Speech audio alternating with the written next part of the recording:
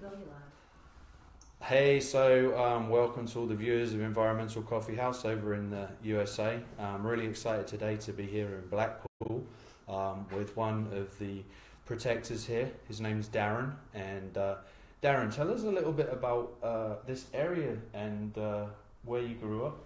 Well, Blackpool, it actually means black bog. It's recovered land, floodlands. We live between two estuaries and the Pennines. It's a nice flat bit of land called the Lancashire Peninsula.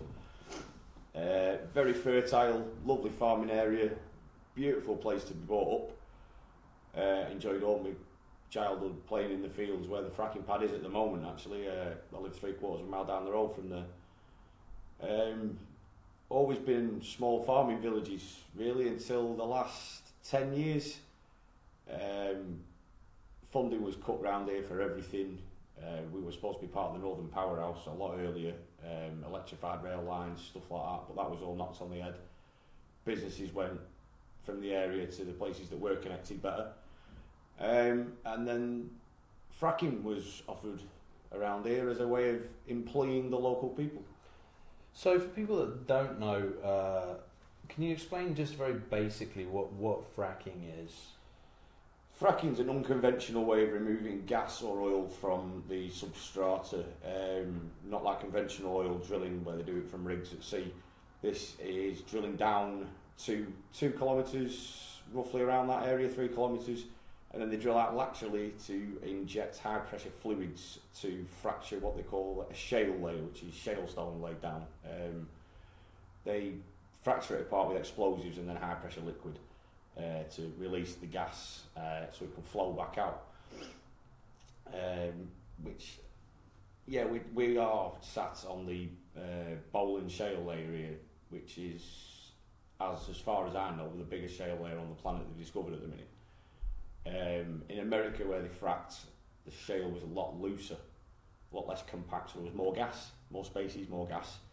Here, it's a lot more compact, so the figures they shed out everywhere just to make people interested, they're going to struggle to get 10% of that actual gas out of the ground that they boasted about in the first place. And that's because I don't think it's much to do with gas. It's to do with disposal of nuclear waste down boreholes. That's not the first time I've heard that, and we'll certainly go back to that. You mentioned obviously the fact that they're going quite deep into the earth and then laterally going out. What are some of your major worries with that process? Well, one major worry around here is how far we are above sea level. I think some of the points, I think the highest point they found is about 1.4 metres above sea level. Now, fracking has been known to cause subsidence. We have a problem with flooding in this area already. Some really bad flooding. We still have people in outlying villages around here that have been out of their houses for over 2 years due to flooding. And since the repairs were started, the flooding's happened again. If they cause subsidence around here, we drop below sea level.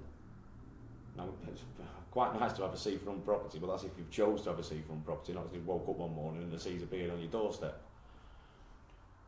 And it's also the pollution. We live in agricultural land. There's loads of dairy farms, pig farms, sheep farms. We've got deer, we've got ostrich farms, we've got people breeding wild boar and stuff. If it goes ahead, all this is just going to go. It's going to disappear. There'll be nothing left around here that's nice and beautiful like it used to be. So when did you first start getting involved in having such a interest and compassion for the environment and the world around you? I've worked outdoors most of my life. Plus, when I was growing up, I played in the countryside. We had childhoods back then. You could go out with your mates over the hills, go and do a bit of fishing with a cane and a bit of string, just scrumping for apples. But this, it's a connection that I have. Really, it's calm being outside. It's calm being in the countryside. But it doesn't really matter where you go out in the countryside down around here. Once that big M58 rig goes in on that side, you'll be able to see it from everywhere. It'll be horrible. There'll be flaring gas off. It's not somewhere anybody's going to want to be. Absolutely. So, talk a little bit about how this first started. Like, what were the first signs of it, and kind of the process, kind of so far. The first I heard about it was nearly 7 years ago, talking to my dad about it, and it piqued my interest in something that looked like it was coming in under the radar. There was not a lot known about it. It was being publicised as a safe way to get cheap gas. And whenever the government or the industries tell me anything, I pretty much doubt it straight away and look for my own evidence. So I started looking into it, and I read up on stuff, went on the internet, which is a great tool this day and age if you use it right. And I just started building banks of information up on all different aspects of how it goes wrong, how it's gone right, what they've done when it has gone wrong to put things right, what can be done. And I found that everywhere you went was a dead end of just tied up knots, red tape, people not really admitting what's in these fluids, how many wells actually fail, which is pretty much all of them.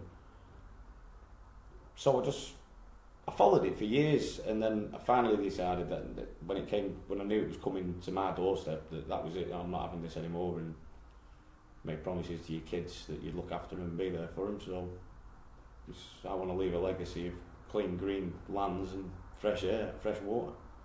No, absolutely. So, what was your first involvement, and what has been your involvement? My first involvement was frontline was at Preston New Road in January. Trained to have our peaceful protest rights by slow walking wagons, being a bit of a nuisance, really, is the best way to put it. Just to get people aware, because it's such a busy trunk road that runs past the front of Quadriller's site on Preston New Road. There's a lot of car traffic past, so there's a lot of eyes there looking. If you can get people just to start looking, they see a couple of signs, Google fracking. It was just to build people's awareness in the local area, going out, leaflet dropping, knocking doors, trying to get into schools to tell them about it and stuff like that. Then we were just being beaten up by the police. Well, before you get any further, can you explain, because a lot of this audience is, well, it's going to be worldwide, but a lot of it's going to be USA based, and the fact that you mentioned slow walking, can you kind of explain, one, what your right to protest here is, and then two, how your right to protest and slow walking marry together? Well, Article 10 and 11 say that we have the right to peaceful protest in this country, and we have the right to freedom of speech, stuff like that. A lot of other places, they've been given the opportunity to get in front of vehicles and walk down the road slowly in front of them to delay that vehicle arriving at site, just to knock back the work schedule by 20 minutes. That's what we asked for, was a 20-minute distance, a slow distance down the road, set distance to walk them in and take them into site, and they made it quite clear that they thought it was unsafe to do so.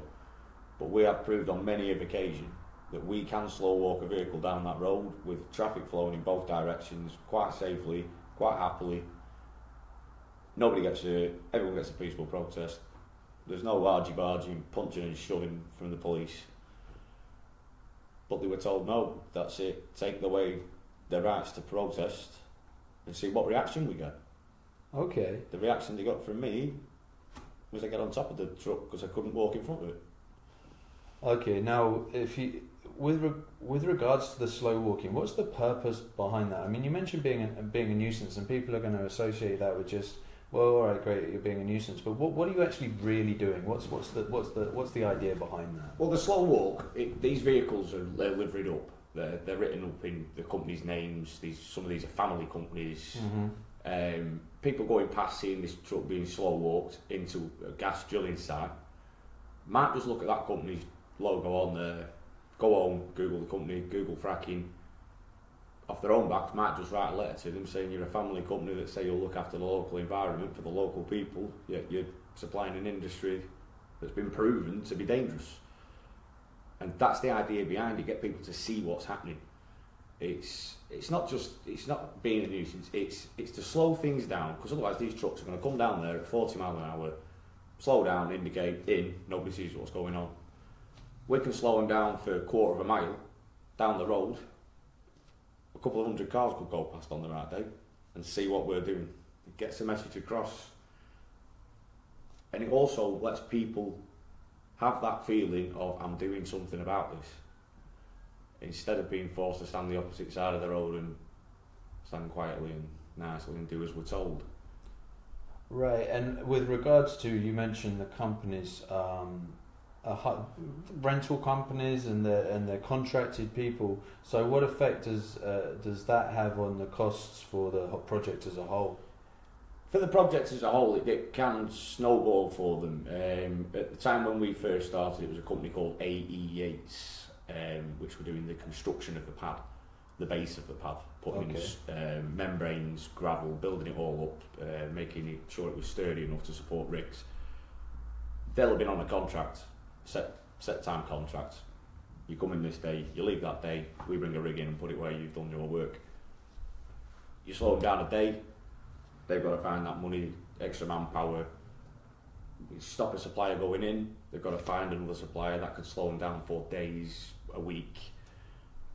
Word spreads between these suppliers, crane operators, hauliers, machinery hire companies.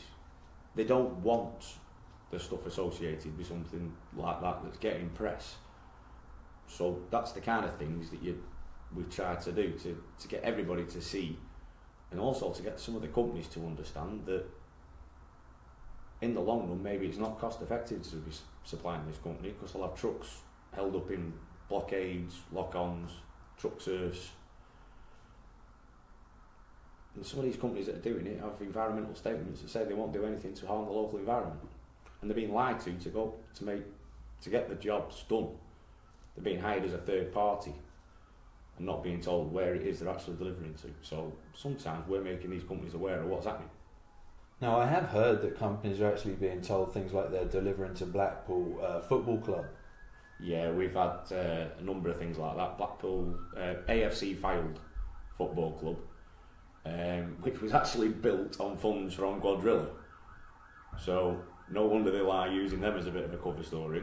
They have a brand new spanking stadium that well outdoes the division they're in, and we're moved off a bit of land that is earmarked for a fracking pad in the future. So it's a bit of a coincidence. Now, whereabouts in Blackpool are Quadrilla based? Quadrilla aren't even based in Blackpool. Oh, whereabouts in the UK are they based? They have an office in Preston, just outside Preston, which is 22 miles away from where we are now. Most of the people who are employed on the pad are foreign.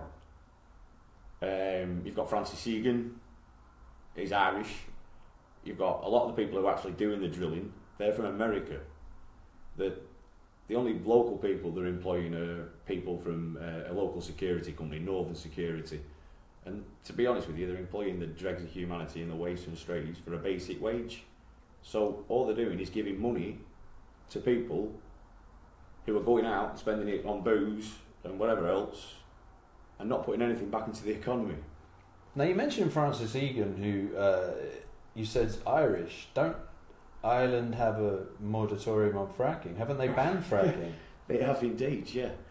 Yeah, Wales have banned fracking as well, yet they send the Welsh police down here to stop us protesting against fracking, which the Welsh Police Crime Commission actually pulled the Welsh police out and was slated for doing so. It was people begging for him to resign because he pulled the police out of policing a fracking site when they voted against having fracking in their own country.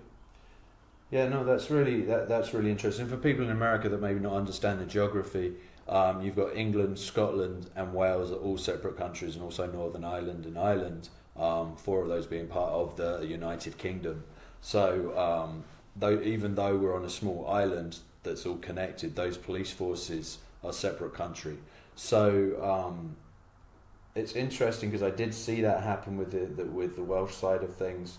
And when he was lambasted for saying that, you know, we don't, as a country, support fracking, so why should our officers be over there? He got lambasted for being anti-fracking, and he came back with, well, why is it okay for so many of these people to speak out, these leaders, these police people, to be pro-fracking, but it's not okay to be anti-fracking? Because the government have got the finger losing too many pies. That's the problem. Absolutely. And you talk about the policing. So you mentioned Wales were there. I mean, how many different police forces have been there? Can we list any of them off? Yeah. We've had Surrey, Devon and Cornwall, the Matrix from Liverpool, which are the gun and serious crime department. They sent them down to deal with peaceful protesters. Gun and serious crime officers. These blokes are trained for aggression. Nothing else, not public order, nothing like that. They're trained to steam into houses, moving cars with firearms and weapons, and take people down. They're a hit squad. Now, don't I remember recently there was a terror attack in Manchester itself? So, in the wake of that, why have they got a Matrix ban that is, when there's a terror alert, why would they be using those resources for peaceful, unarmed protectors who are simply exercising their freedom of speech and their right to protest? The Matrix and the other tactical assault units that they send from different constabularies are sent here to train the foot bobbies, the normal coppers that they have. They're here to train them in takedown techniques, aggressive forward policing to antagonise, distress and scare protesters. This is designed here as a bit of a training exercise for every other place that's going to be fracked. They're trying to get the policing method right here to move it on to other places. They're bringing in the paramilitaries. You can tell some of these coppers have. It's even been admitted by somebody, one of the coppers in Yorkshire, that these aren't on the Yorkshire Police payroll. These are either ex-squaddies, private company being bought in. You can tell them they're frog marching out in twos. They're in paramilitary gear. They act differently, they talk differently, they interact differently, and they stand like robots waiting for that little earpiece in the glitch in the matrix to tell them what to do. Yeah, no, it's interesting you mentioned that because that's very, very, very similar to how Standing Rock was policed over in America in North Dakota. The police from all over, the police from New Mexico, which is at the bottom of the states, up in North Dakota, which is at the top of the states, and it was used as a training exercise. They were known now to have been trialling different methods of interrupting social media feeds, different methods of surveillance. Paramilitary contractors, Tiger Swan, were employed by Energy Transfer Partners. So there seems to be a lot of similarities in some respects between what's happening here and what's happening there. There was certainly was a lot more extreme with what was used, but that is because the American police are weaponized, whereas the British police as a whole generally aren't. Well, the British police as a whole can't be trusted with anything more powerful than a spit gun, to be honest with you. I try very, very hard not to judge someone by whatever coat they're wearing, because at the end of the day we are all connected. It's not what coat they're wearing, it's the training they've been given. Yeah, absolutely. You don't get a bad dog, you get a bad owner. You don't get a bad copper, you get bad training. That's a very valid point. So talking about that, what are some of the things that you've seen, first off at the site, when it comes to dealing with the right to protest and the right to freedom of speech? What sort of things have you seen happen to try and prevent this, and to prevent the rest of the world, or even the rest of the country, hearing about and seeing what's happening here in Blackpool? Well, it's been quite a media blackout, to be honest with you. If it wasn't for the social media that we use, there wouldn't be a lot of it getting out to the local community and the wider audience. It's only certain occasions they will send press down. If we've got the Green Party there, if we've got a Conservative member, I don't think they'd be brave enough to send a Conservative member of Parliament now, to be honest. It's if there's a big event going on, there's a large amount of people, stuff like that, we will get a little bit in the local news. Protesters close the road. Protesters don't close the road. We never have, we never will. On the odd occasion we have, when we've been left no opportunities otherwise. But we try and keep things flowing. We try and interact with the local community, tell them we're not here to disrupt them, stuff like that. But the police are portraying us as we've shut roads, well, we'll shut a lane, we'll use a lane, and then the police come and park 5 riot vans across all carriageways, and then say, well, the road's blocked, you know, everyone's going to have to be delayed. And it's been a tactic of, it's cat and mouse really. They try one thing to make us look bad, so we work off that to try and reassure people that we're not like that. The tactics they use to try and stop us having a peaceful protest is they make certain areas out of bounds, and that's hit and miss with every day. One day it's illegal to be in the Bellmouth entrance to the site, lined with police. You walk over there, you're likely to get arrested. Other days you can go and stand there all day. So there's no consistency? There's no consistency, because there's no consistency in the amount of vehicles coming in a day. If there was a set amount of trucks coming in a day, they'd have to back that corporation up and keep that Bellmouth empty. If there's no trucks coming in, and they know there's no trucks coming in, oh, have the Bellmouth, have your protest, have your right. But if there's any trucks coming, your right's revoked. Go and stand over the other side of the road, and if you move, we'll arrest you. So one of the methods they use is something called kettling. Yeah, which is another crowd. It's a crowd control in violent situations. This was made for. Officers link arms in lines and surround a crowd and shout, "Get back," and walk towards you. There's no other means to describe it than threatening to put people on the back foot. Good way to get around that is use their training against them, because it sends them into meltdown. You just stand with your hands open, non-threatening gesture, and shout, "Get back yourself." You just shout it exactly back to them what they shout at you. And we found that a brilliant tactic around here. To copper just, what do I do now? And they have to wait for somebody to tell them. No, I have seen a few occasions, definitely. I remember one where there was one of the grandmas who was in a kettle, was actually pushed into a fire down at, I think it was the gate camp. Yeah, well, P&R gate camp, yeah. This is stuff that happens a lot. They will put a kettle on, and the police from behind that kettle, that's outside that kettle, will burst through the lines and give people a shove. For no reason, it's just antagonising. They'll push a woman, make her fall over. Nature and nurture. A man will stand up and, "Hey, what are you doing? You don't do that." They grab women and yank the tops up, expose them. It's all to get a retaliation. Like I said, it's a game for them. The police are using this as a game just to train themselves, and it's at our expense. I got hurt quite badly by the Matrix. Damaged an intercostal muscle between my ribs, and I was out off my feet for 2.5 weeks. And there was no need for that. I was already restrained on the floor after trying to get in front of a wagon. 4 coppers knelt across my shoulders and my head, and another copper ran across the road, jumped, landed with his knee in my ribs, stood up and ran off. It's just like bully boys in schoolyard. That's exactly how they've been behaving. That's exactly what came to mind when you. I don't blame them for it. I don't really blame them as individuals for it.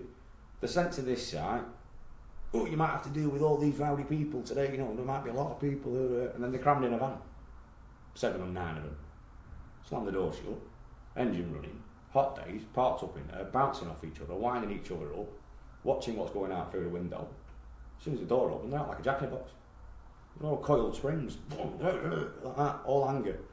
And there's no way for any situation to be policed. Football matches, they're not all kept to one side, locked up in a van until they're needed, and then the fight kicks off and they go, right, get out, sort it. They're all out and about, mixing. You know, being part of the crowd. Be part of the crowd, control the crowd. Be an outsider, jump in the crowd and tell the crowd what to do. The crowd will say no. And that's what we've been doing. No, absolutely. And so, what kind of injuries have you seen, and have there been any potential court cases and things that are going forwards? Yes, we've had an old gentleman who was taken down one day, broken wrist. We have a local councillor who was quite badly thrown, landed on her knee. She's had to have surgery on her knee. I believe she had to have a repeat surgery to it as well after that. It's been quite an ongoing injury for her. We've had dislocated fingers, people knocked out. my rib injury. My dad's been knocked about a couple of times as well. They use a technique of when they've got your crowds and the pushing crowds, they wear what's called sapper gloves, martial art gloves, and they're designed to increase punching power and delivery. And they hit you in the ribs, or they'll hit you in the middle of the back, which you'll lose the feeling in your legs, and you do go down. And they use that technique just to, like I said again, reaction techniques. But it's getting beyond a joke. One of these pushes into somebody's chest, two-hand push into somebody's chest one day is going to make somebody fall over backwards, and if they hit the head, people die from those kind of falls. I don't want it to get to that point around here where somebody has to be seriously injured or killed before somebody stands up and does something about the policing. No, absolutely. And in fact, what you mentioned, I don't know if you saw the story that actually got into the papers recently. It wasn't about violence, but it was about something ludicrous. Now in England, if you have people in the street, you're perfectly allowed to hoot your horn, to sound the horn on your vehicle. Yeah. Do you want to just? Yeah, we got a local guy drove past the sign, honking his horn in support, as we do have signs there that say "Please honk in support." He drove past. He honked his horn coming through past the site entrance, and he was stopped by the police and threatened with arrest for excessive use of the horn. Now, if that isn't Mickey Mouse law, I don't know what is. It's damn right ridiculous, considering we've had the farmer who's leased the field to Quadrilla come down in tractors, swerve him at people, mount the pavement, bounce his trailers over the central reservation while there's people stood on it, spraying his fertilisers and his weed killers over the fence onto protesters and the police. They do nothing. We get people throwing objects out of cars at us. They never pull them over and threaten them with arrest. It's all people who support the anti-fracking campaign who are threatened with these stupid things. And today, he had a convoy of, I think, 35 people or something. Who chose to do the same thing in the cars, and they all honked the horn as they went past. What you may not know is he came and spoke about that on the mic down at Preston New Road today. And I haven't seen that. After he left, he realised he was being followed by the police. I've seen that one, yeah, where he was followed home and warned that if he organised an event and didn't have the proper public liability insurance in place, he would be seeing a lot more of the police, which, if you ask me, is intimidation. There's no two ways about it. Complete intimidation. And a misuse of the law. And on top of that, in fact, there's no proof of organising that event. It's the fact that people saw what had happened and chose as individuals to go down to the site and to use their horn in a manner. There are a lot of people down at the site who are able to cross from side to side of the road, and it's reasonable to honk your horn and the law states in this country is to use your horn to make people aware of your presence. People in the road need to be aware of a car's presence. So honking your horn is number one priority when you approach people in the road. And what was quite comical about this situation was this fellow was actually going home. He'd finished for the day, wasn't going to be at the site anymore. And because he had been pulled over and recorded and tried to get on to say that he had organised this and admitted organising this, he turned straight back round, and we met him going back up to the site to go back on the microphone and let the 100-odd people at site know exactly what the police had just done. A lot more people are standing out now and saying, no, we're not going to be policed like this. We're not going to be told we can't do things that we know we can do within the law. And this is going on a lot. It's like the police judge us all as one when one person does something in the anti-fracking movement. Yeah, you say to a copper, you're all bad because your mate beat me up, and they go, oh, well, we're all individuals, you can't collect. You know what I mean? Absolutely. There's no even ground, there's no even keel between it. It's one rule for them, and whatever rule they want for us at that precise time they want to make it up, and people are getting sick of it, to be honest. No, I've heard that. So moving on from the police, I mean, this is a test site, really. This is supposed to be the first. It's supposed to be the benchmark site. So it has gold standards. Let's talk. Can you talk a bit about these gold standards? Well, gold standards from the start is they've caused accidents on that road. They had a couple of their trucks coming in that ran up the arse end of each other. The main drain dyke, water drain that runs away through the countryside from there, was running milky white one day, and that was when they were pouring thousands of tons of lime onto the soil to harden it up. They've put a plastic membrane down under that pad to stop all the contaminants getting into the environment. If anybody's ever lined a pond with plastic, you know how often it leaks and you lose all the water out of your pond. They've been removing skip wagons from sites that leak liquid out of them. I mean, anybody knows you don't take liquid out in skips. You put them in, sealed containers. I followed a skip wagon from that site all the way to its yard, leaking its contents onto the highway. So who was this skip company? Lytham St Anne's Skip Hire. Now, is this another company that's been hired from well across the country that this doesn't affect? No, they're a very local company, and their yard, where they're taking these back to, goes onto the main drain, which runs into the estuary straight out to sea. Runs through a wildlife sanctuary as well, a bird breeding area and roosting area. And they're just tipping these skips on their property, and this is all running into the environment, which we were reassured umpteen times by the industry that none of these liquids and contaminants can get into the environment. They're all sealed, contained and dealt with properly. Got the same problem in Australia and America. Water companies saying they were dealing with the waste. They were going and pumping it into streams, spraying it onto fields. They weren't treating it at all. We had 2.5 million gallons of fracking fluid released into the Manchester Ship Canal here that was misclassified as mining waste instead of toxic waste, which it should have been classified as. It should have been classified as radioactive waste, because it had been put down and come back with excessive, probably more than norm, background radiation. Right. Naturally occurring radioactive material. And it's bringing that back up from below, and then they're just spraying it onto flat lands. Cattle are feeding off this. It's going in the surface water drains. There's no gold standard at all. They're self-regulating. There's nobody keeping a check on them, apart from one of their guys walking around ticking the bloody boxes on a form. Well, in America we have the Environmental Protection Agency. What would be the equivalent of that in the UK? EA here, the Environment Agency, and then there's DEFRA as well. You approach these people and their line all the time is, we will do something about it if we had the funds.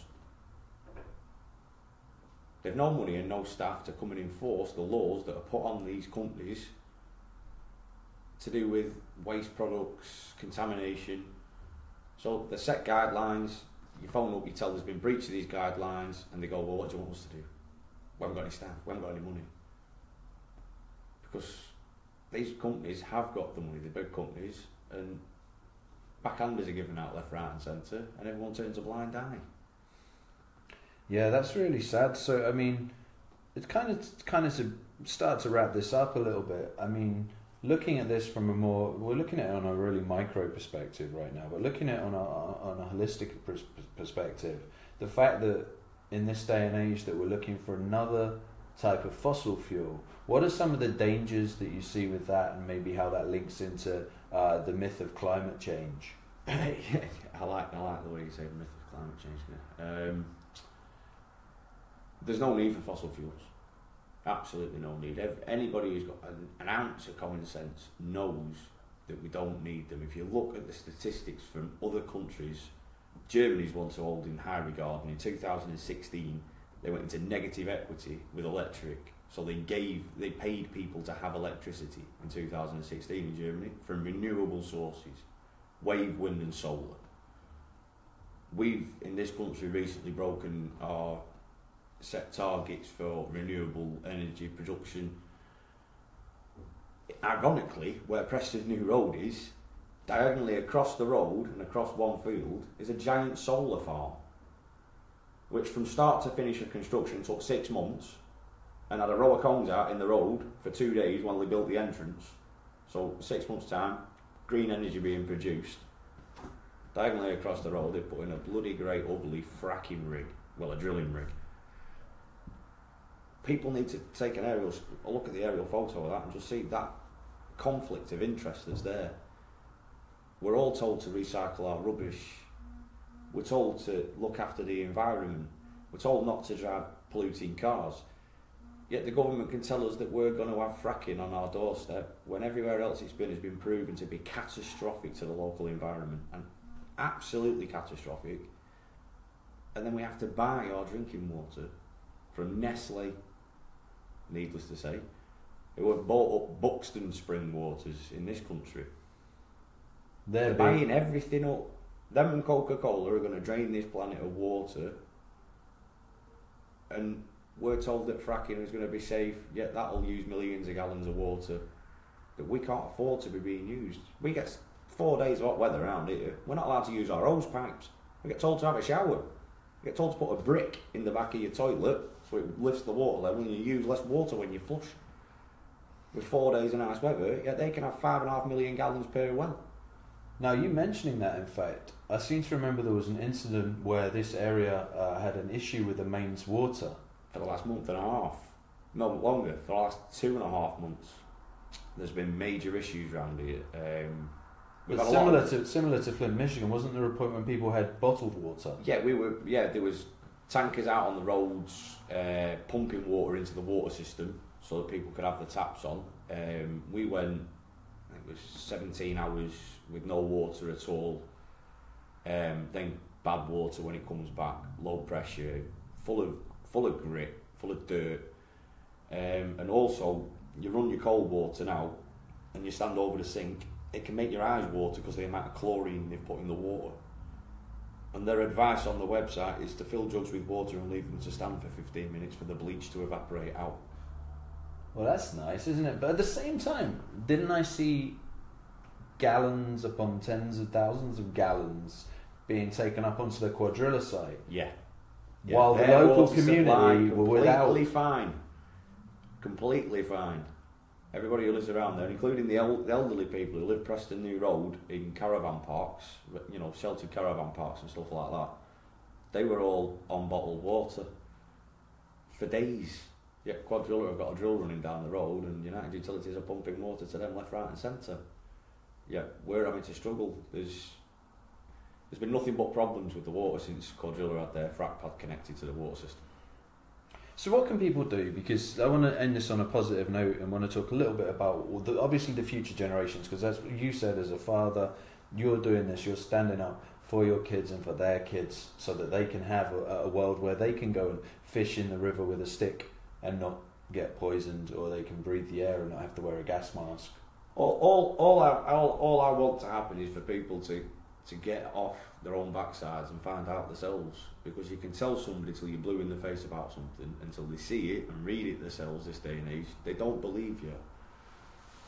I've told a lot of my mates about it and it can't be this, it can't be that, it can't be the other. I said, here's some sites, here's some films, go home, have a look, have a read, ring me tomorrow.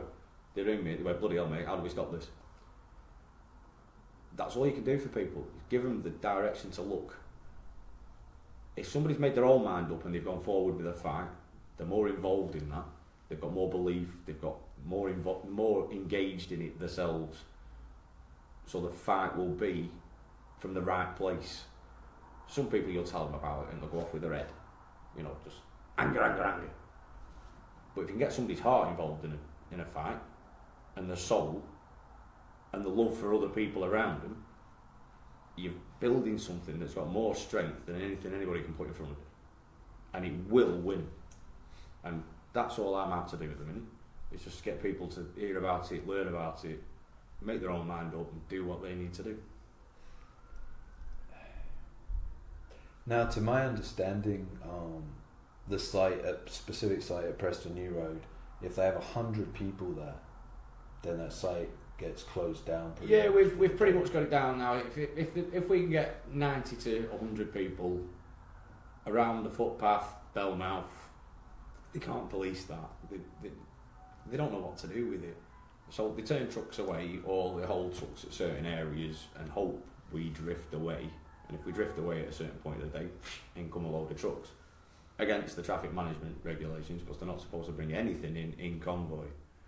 Yeah, but we've seen over at Standing Rock that they weren't supposed to be working, and they get charged 50,000 a day. I think was the fine, which sounds huge, but it's the equivalent of getting a penny parking ticket. Yeah, It is. It's ridiculous the fines that are put on these companies, because they'll find people that will pay it anyway. They've got investors, they've got people in the back room, they've got our banks that we trust our money with, putting money into the fracking industry. Something people need to be looking at is the person you trust, the company you're trusting with your finances, your money, your hard-earned cash, putting it back into something that could harm your children, your grandchildren, your nieces, your nephews, future generations. Everybody else's future generations. We're a small little island. We've fought off things coming from all directions over the centuries. With something else we need to fight off and get away from our shores. So when you look at this as kind of an issue, remember when you sat at school and you were working as a group brainstorming and you do like a spider diagram. Yeah.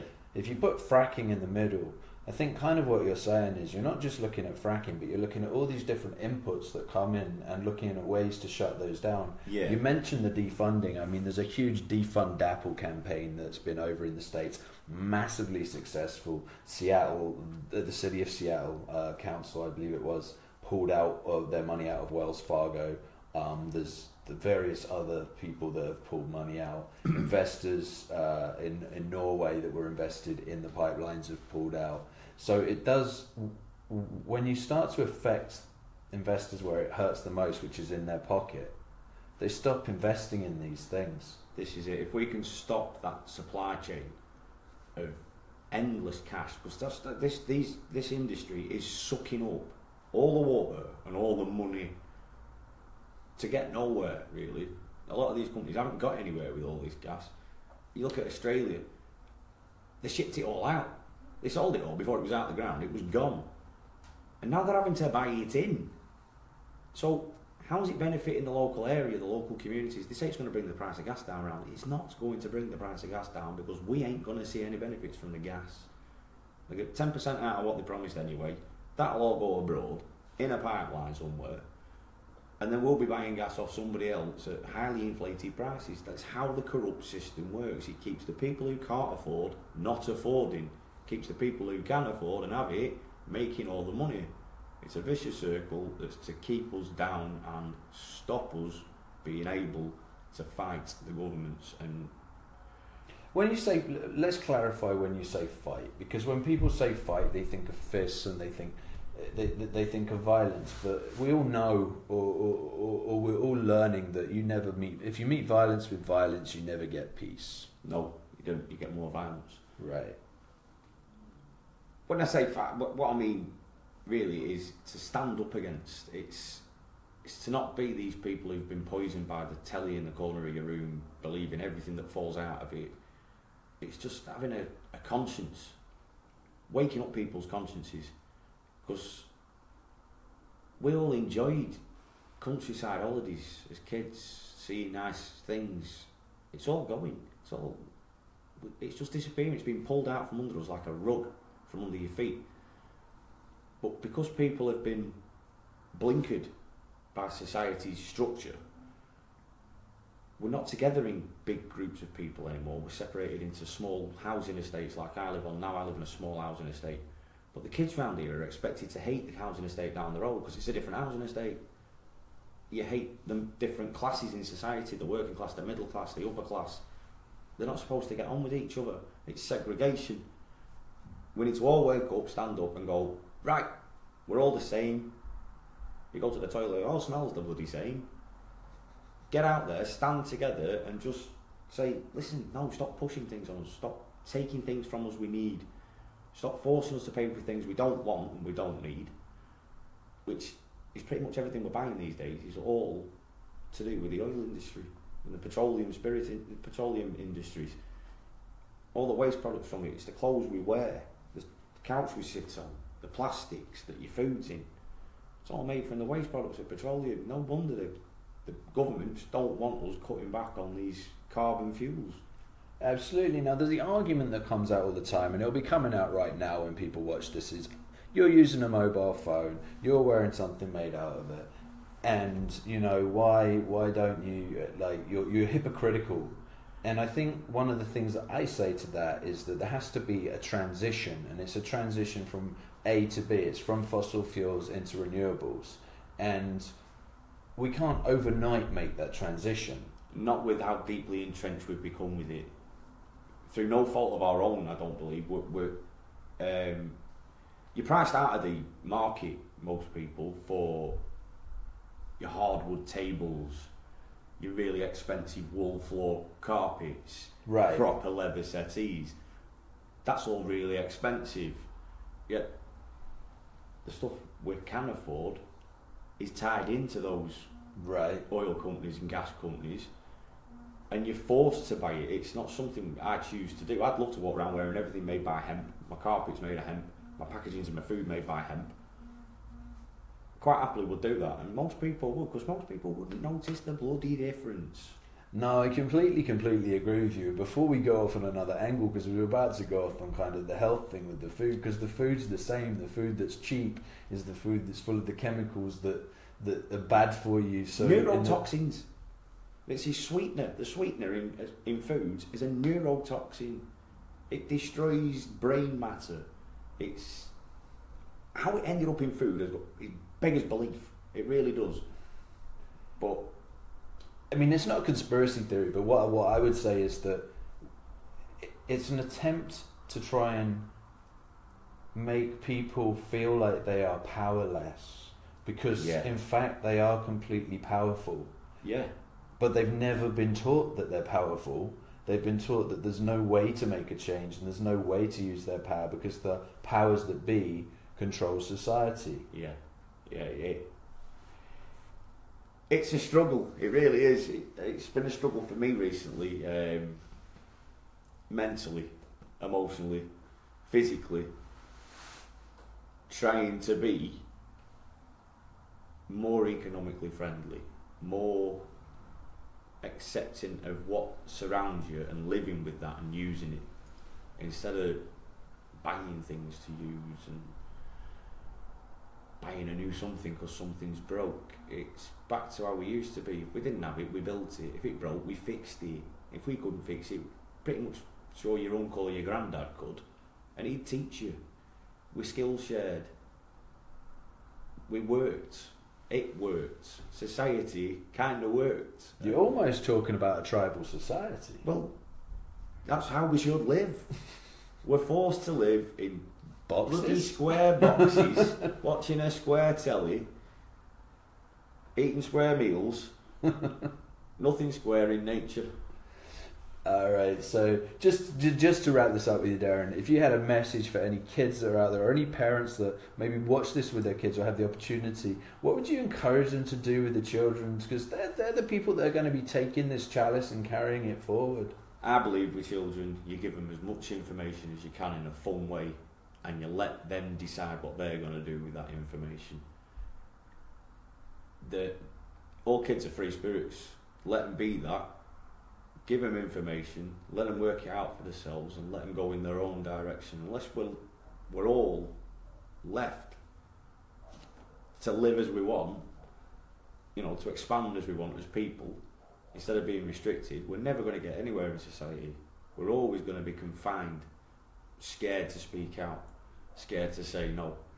So give the kids the right. You say to them, you can say no, as long as you know why you're saying no, not just saying no to be stubborn. Give them the tools in life to be able to look after themselves. And also encourage them not to believe everything that they hear in education, on the TV, to question things, to do their own investigations into everything they can and make up their own minds. Because if we all started doing a bit of that, these companies would be in a whole world of trouble. Because we wouldn't be these yes people that bought everything they forced on us. We'd be the people who said, nah, sorry, we don't want it anymore, what are you going to do? And if we all did that, this would all disappear quite quickly. We'd all be on renewable energy. We'd all be looking after the areas we live and each other and getting on with life. Living life instead of fighting or resisting forced opinions and forced culture, forced society. we could actually live instead of being forced to do things. Absolutely. Well, Darren, thanks so much for joining. I want to give you a hug. Thank you very much for coming. I've met a brother I've never known before, man. Thank you for coming. It means a lot. Hopefully one day I'll be able to get myself over there and come and do a bit. Thanks everyone for watching. Thank you very much. Share.